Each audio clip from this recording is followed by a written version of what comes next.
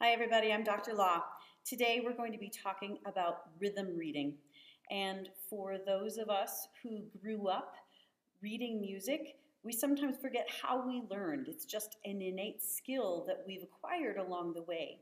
For those of us who are continuing to learn how to read notation, this is a really important aspect, and I think it's the foundation for all of our music literacy.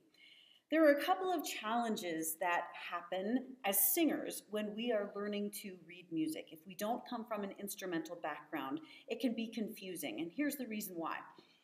For singers, when we're learning how to read this rhythm, for example, and we have a word on this half note, for example, God, God, we're taught that the rest is the absence of sound.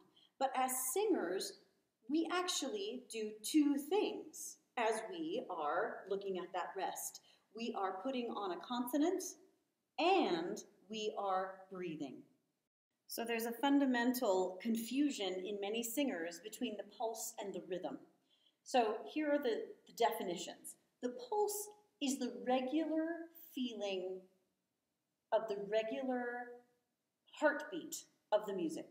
The pulse we cannot see, we cannot feel it, we just are aware that it's there. I like to think of the pulse as being in or on the body.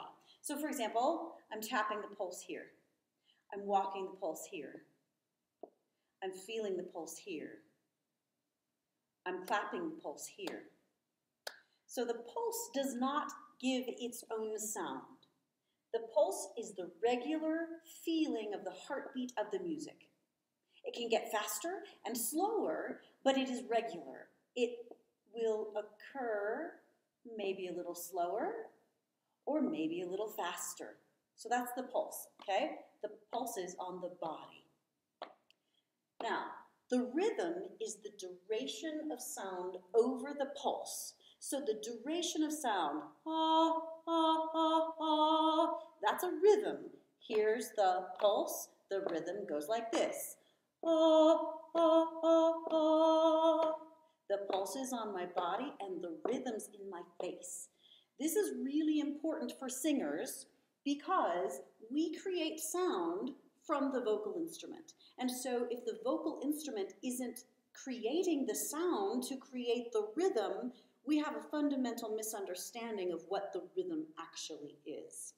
So, pulse on the body. Rhythm is in your face. Okay?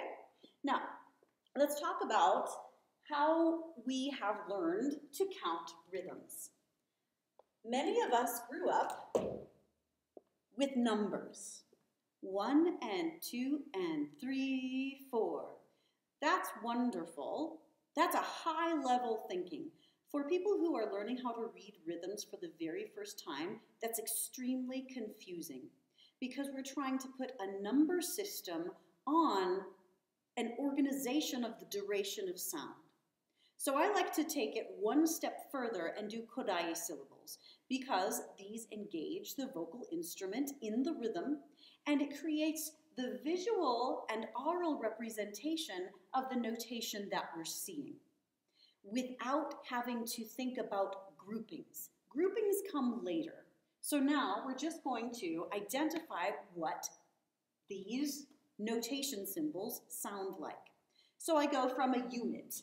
We'll call this quarter note a unit right now. And all of these rhythms that you see here are ways that that rhythm or that unit, the unit can be broken down into rhythm.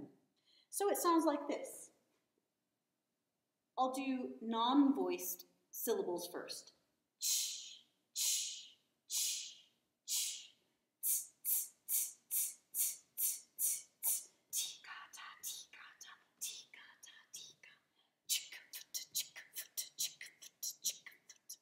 So those are non-voiced representations of these rhythmic sounds.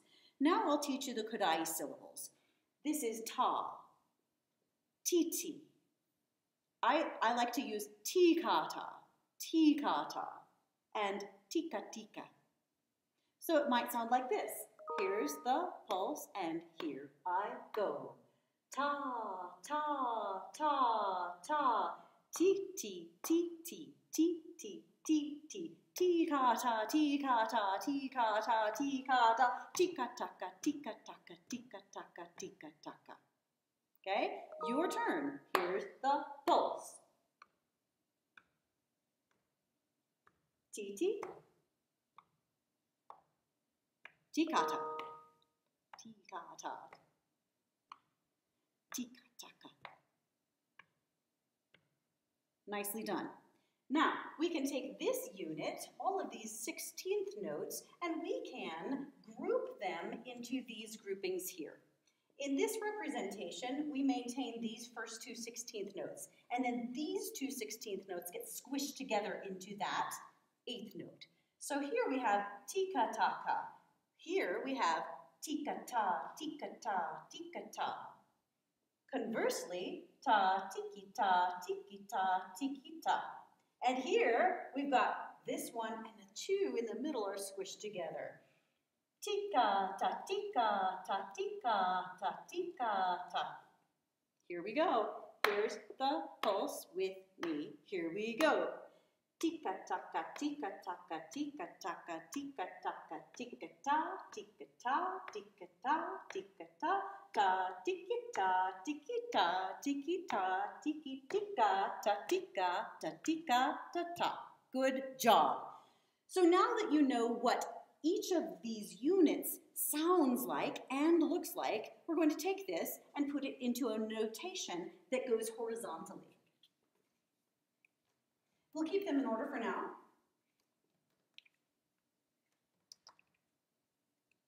Just these four. Here we go. Ta, ti, ti, tika, ta, tika, taka, ta, ti, ti, tika, ta, tiki, taka, ta, ti, ti, tika, ta, tika, taka. Okay?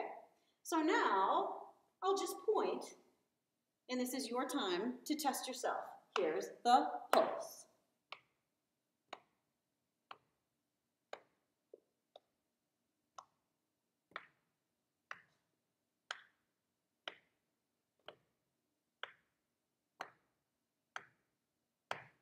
Good job. Now we can add in some of these as well.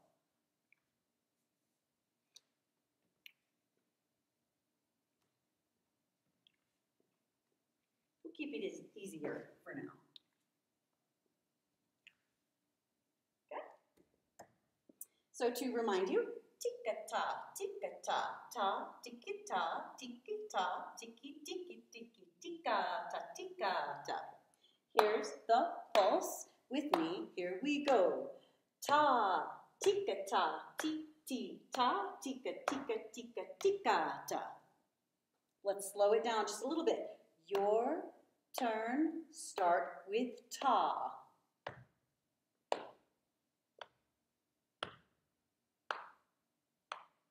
Good job. Now that you know what these units sound like as they're broken down into rhythms, now we can add groupings. So when we group the units together, we use the bar lines. And that's how we know what meter we're in, okay? So let's make this a little more simple here.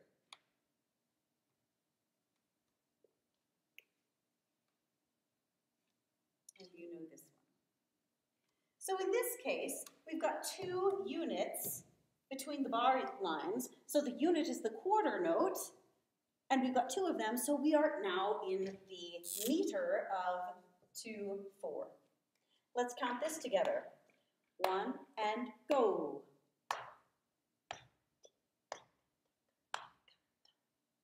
Good job. Now, just keep repeating back as a cycle. Here we go. Ta, ti, ti, tika, taka, tika, ta, ta, ti, ti, tika, taka, tika, ta. Good job, good job. Now, what if we had something like this?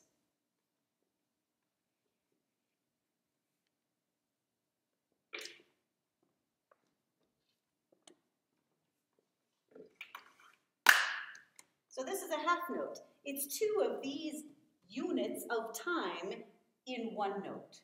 So this is ta. So this now does not have 2 units per bar line. It now has 3. So we are now in 3/4. Let's count this. 2. Here we go. Ta, ti, ti, tika, taka, tika, ta, ta. And that's how we organize the units into time signature.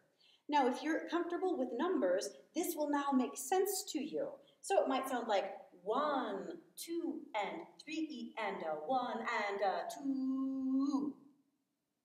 Okay? So whichever system is communicating to your brain, whether it's numbers or the Kodai syllables, this is how you can break down your understanding of the rhythm.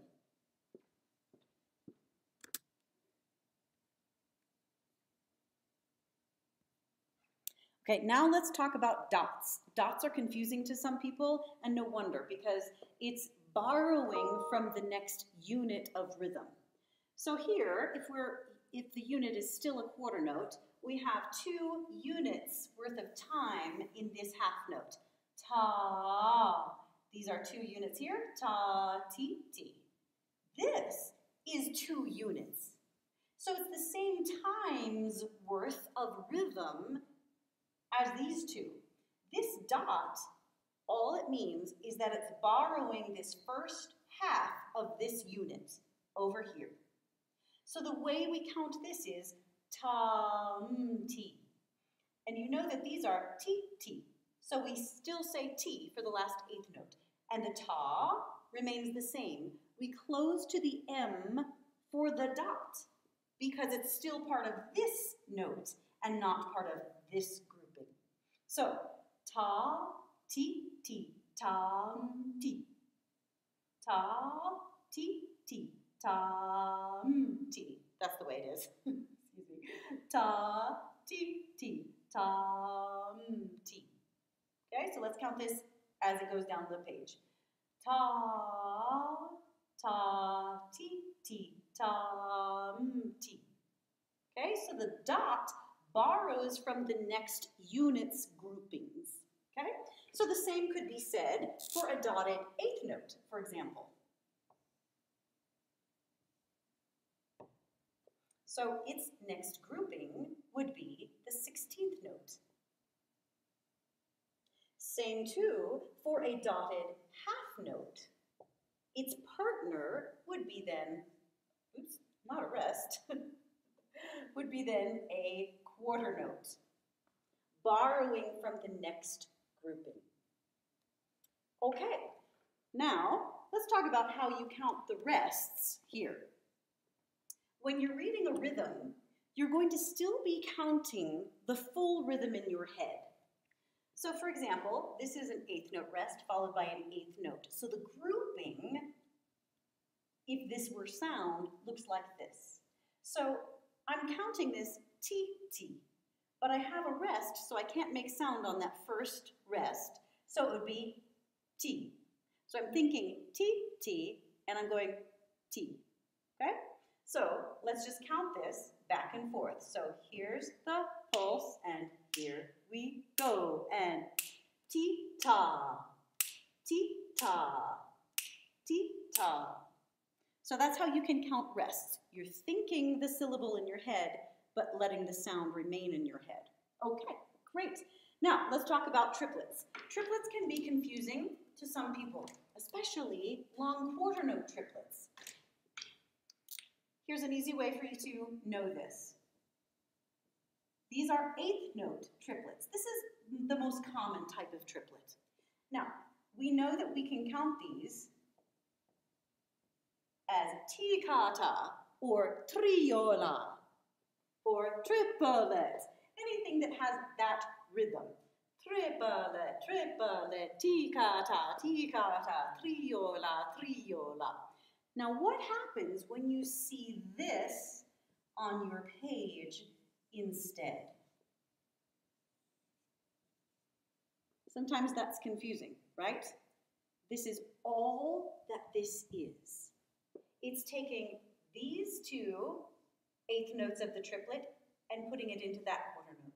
And these two eighth notes and putting it into that quarter note. And these two eighth notes of the triplet and putting it into that quarter note. So if we were to count these, ti ka ta, ti ka ta, ti ta ta, ti ka ta, is that ti ka ta, ti ka ta, ti ka ta, ti ka ta. Okay, so find the pulse on your body, and here we go. Ti ka ta, ti ka ta, ti ka ta, ti ka ta, ti ka ta, ti ka ta. See how that works? So that's how you can count your small triplets and your large triplets. I hope that this has been informational or maybe a good review for you. Thanks so much.